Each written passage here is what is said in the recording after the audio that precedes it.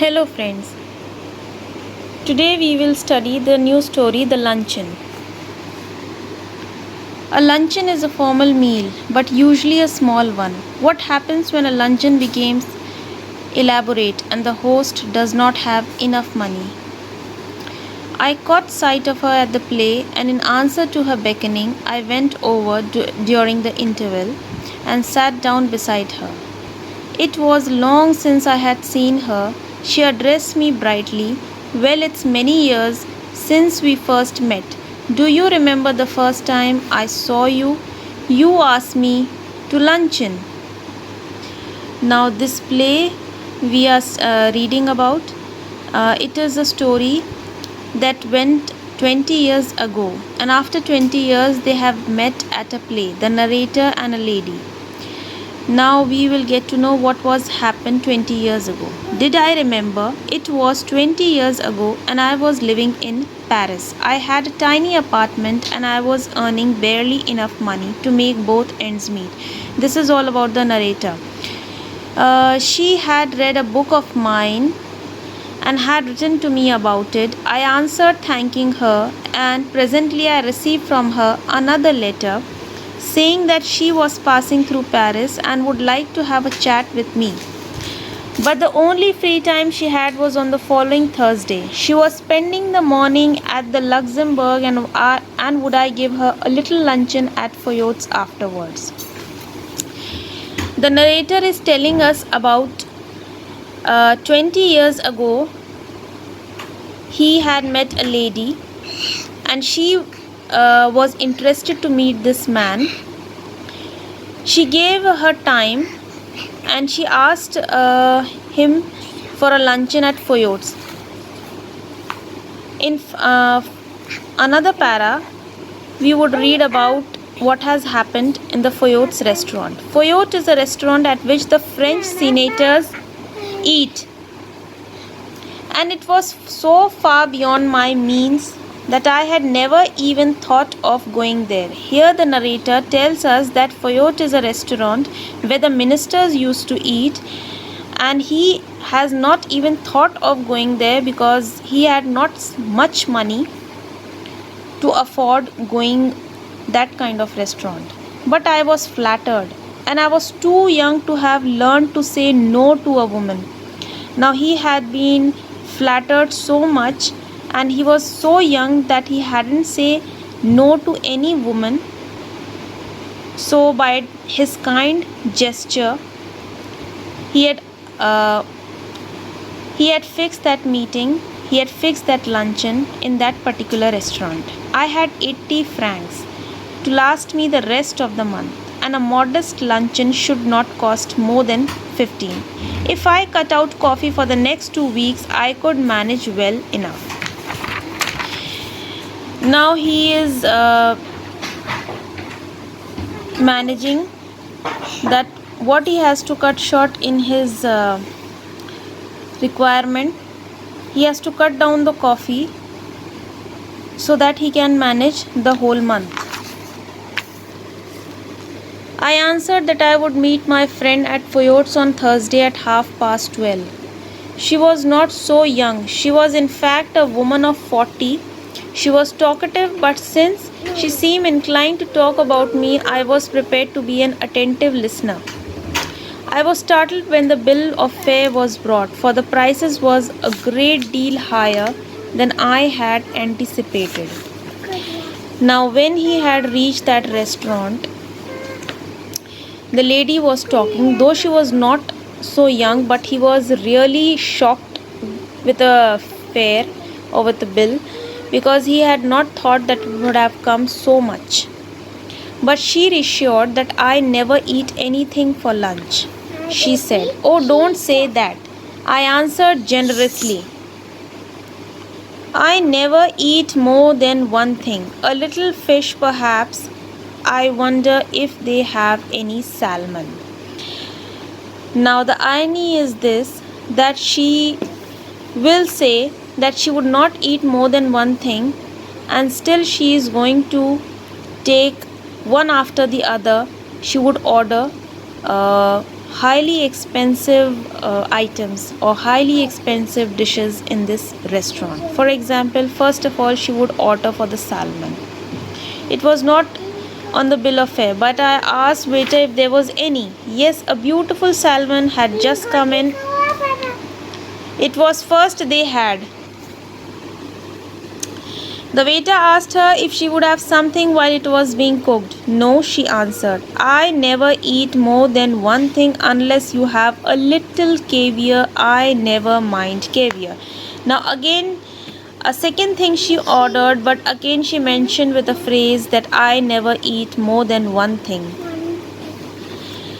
My heart sank a little. This is again the narrator's plight, that his heart sank because he had just 80 francs and he had a full month before him, and he has been to very expensive restaurant where the dishes are highly expensive she is ordering. So I knew I could not afford caviar, but I could not very well tell her that. Now this is the plight of the narrator, that he could not tell that lady that he could not afford all these things. I told the waiter by all means to bring caviar. For myself, I chose the cheapest dish on the menu, and that was mutton chop. Now for the narrator, he chose mutton chop. That was the cheapest dish on the menu. I think you are unwise to eat meat, she said. I don't know how you can expect to work after eating heavy things like chops. I don't believe in overloading my stomach. Now, again, there is an irony in that because she has been ordering for so many expensive dishes, and still she was sarcastic on this man, narrator, and has been advising him to eat something like that is light on her stomach, like she is eating, and she has been eating one after the other, and again she is using the phrase that she never eat more than one thing. Then came the question of drink. I never drink anything for luncheon, she said. Here again, neither do I answered promptly. What would you like? I asked, hospitable still but not exactly effusive. She gave me a bright and amicable flash of her white teeth. My doctor won't let me drink anything but champagne. Again, she had ordered another expensive item, that is champagne, and it would be really a burden on narrator's pocket. And again, she would add it with a phrase that she would not going to eat more than one thing. Now I fancy I turned a triple pale. I ordered half a bottle. I mentioned casually that my doctor had absolutely forbidden me to drink champagne. What are you going to drink then? Water. Now here again it shows about the narrator's plight, that he has been under such pressure that he is not ordering anything for himself. He's been very in a very pressure position, you can say. बहुत ज़्यादा मुश्किल में बेचारा पड़ गया था because that lady is ordering one after the other with a phrase that she only uses one thing to eat, and she's been continuously ordering very expensive dishes. She ate the caviar, then she ate the salmon. She talked gaily of art and literature and music. I wondered what the bill would come to. Now I've been wondering what the bill would come to. When my mutton chop arrived, she took me quite seriously to task. I see that you are in the habit of eating a heavy luncheon. Why don't you follow my example and just eat one thing? So she's it's been an irony that she is not following her own example, not eating one thing. She's been ordering one after the other, heavy, expensive dishes, and she is telling the narrator to eat one thing and follow her example. I'm only going to eat one thing, I said, as the waiter came again with the bill of fare. She waved him aside with an airy gesture. No, I never eat anything for luncheon, just a bite. I couldn't possibly eat anything more unless they had some of those giant asparagus. Now, another demand she made of asparagus. I should be sorry to leave Paris without having some of them. My heart sank because asparagus is a very expensive item, especially in such a kind of a restaurant. She's been ordering such an expensive dish, so it's a fruit. So the narrator's heart sank because it's been another pressure to his pocket. I had seen them in shops and I knew that they were horribly expensive. This was the experience of the narrator. Madam wants to know if you have any of those giant asparagus. I asked the waiter. Now, this is what the narrator is doing. I tried with all my might to will him to say no. Now, what he wanted that the waiter should say no. But waiter now knew his condition, and so a happy smile spread over his broad face, and he assured me that they had some so large, so splendid, so tender that it was a marvel. Again, I am not in the least hungry, my guest sighed, but if you insist, I don't mind having some asparagus now. Again, she is saying that she is not so much hungry, but still she had ordered such a heavy, expensive item and she would like them. I ordered them. Aren't you going to have any? No, I never eat asparagus. Now, here we can see that the lady is very, immune and completely ignored the feeling of the narrator, and she's been ordering these things.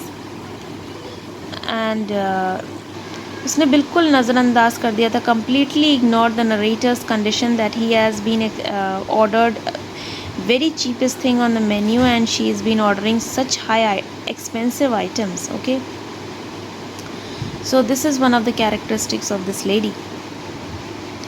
I know there are people who don't like them. The fact is you ruin your palate by all the meat you eat.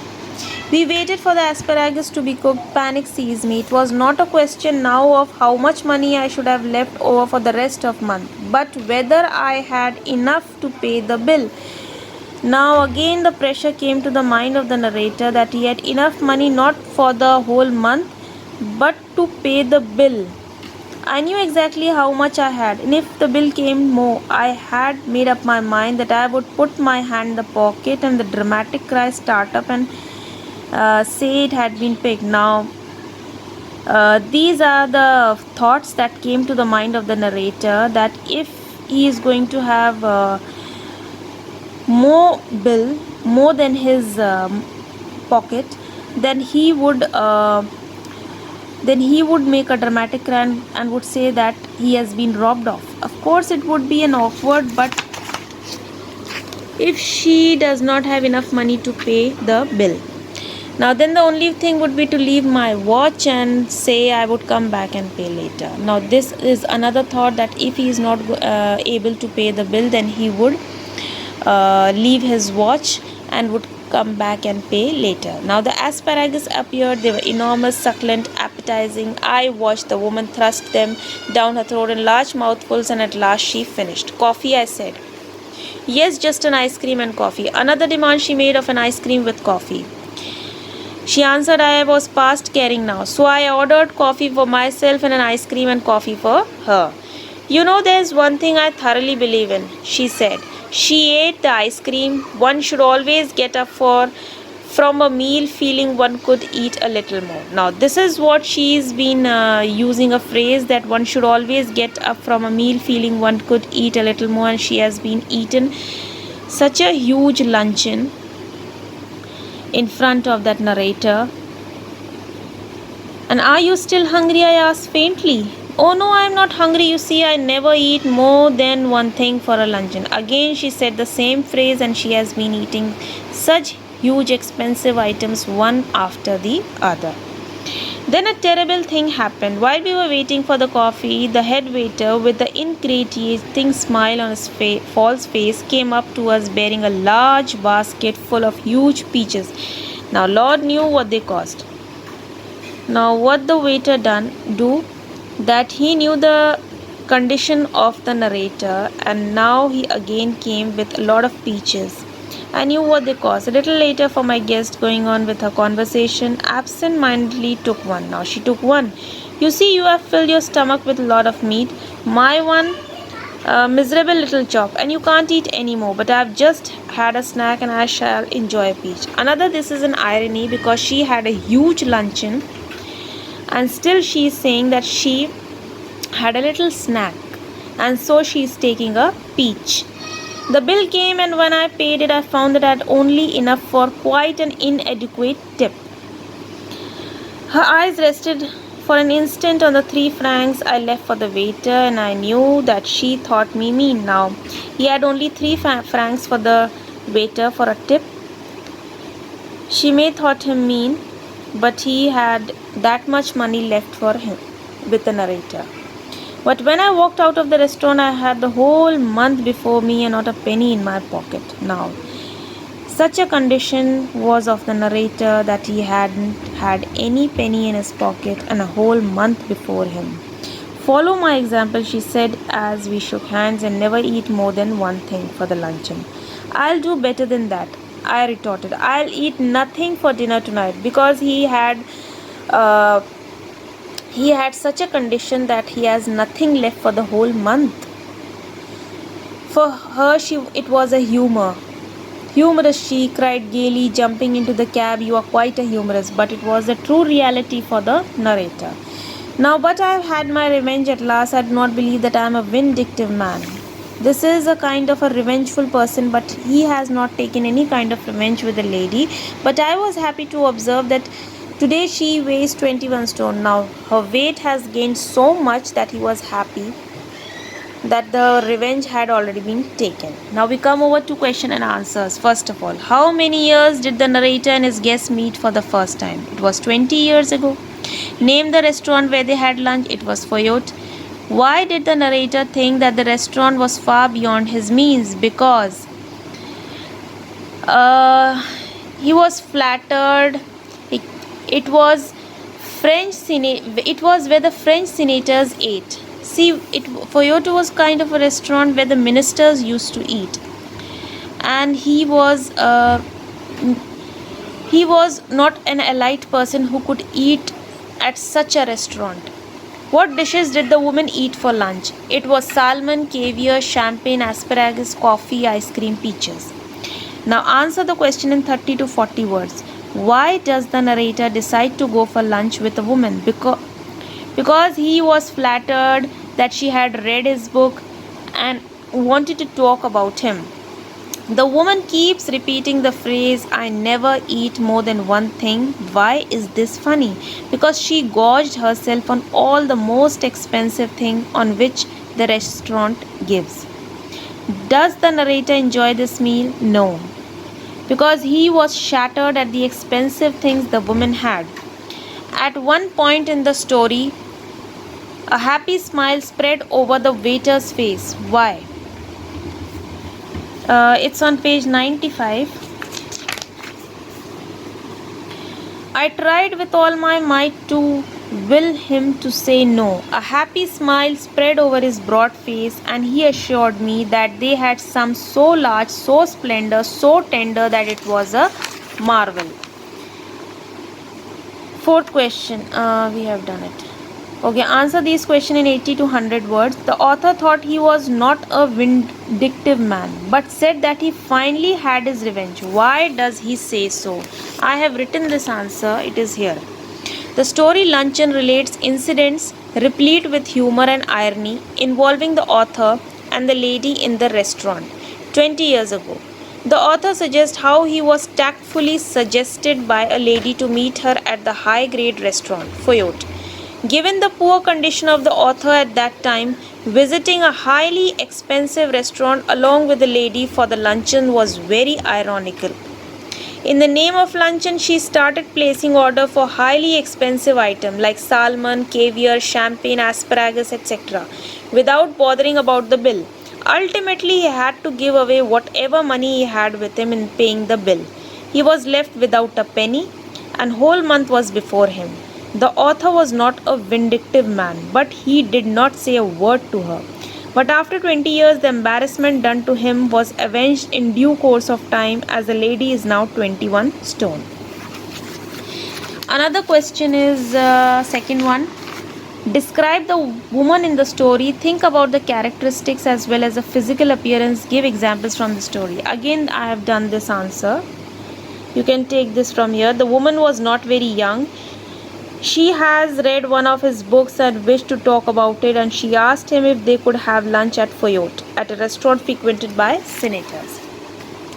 She was talkative and had very expensive taste. She seemed to be least concerned about the narrator's financial condition. She was immune to narrator's discomfort as he examined the prices on the menu and did not even realize why he had only mutton chop. On the contrary, she advised him to follow her example, not to eat too much meat. She claimed that she never had more than one thing for lunch, but she had salmon, caviar, peaches, etc. She had champagne to drink. She completely drained the narrator's money. She took full advantage of narrator's gentle nature the second time as she greeted him after 20 years at the play. She remembered the luncheon and so did the narrator, but both did so for the different reasons. Now, the D section we came now. Did you remember the first time I saw you? Who said this to whom? The woman to the narrator. What happened when the listener heard this? He remembered instantly what he had happened when he had taken her. Did he have fond memories? No, because he had spent all that he had on luncheon. Second, but if you insist, who said this? The woman. Did the listener insist? Not really insisted, but had no alternative than to ask waiter. How do you think the listener felt? Quite dismayed, as he knew asparagus were horribly expensive and he hardly had any money. With this, we finish with this. Okay. In case if you have any problem, please let me know through comments.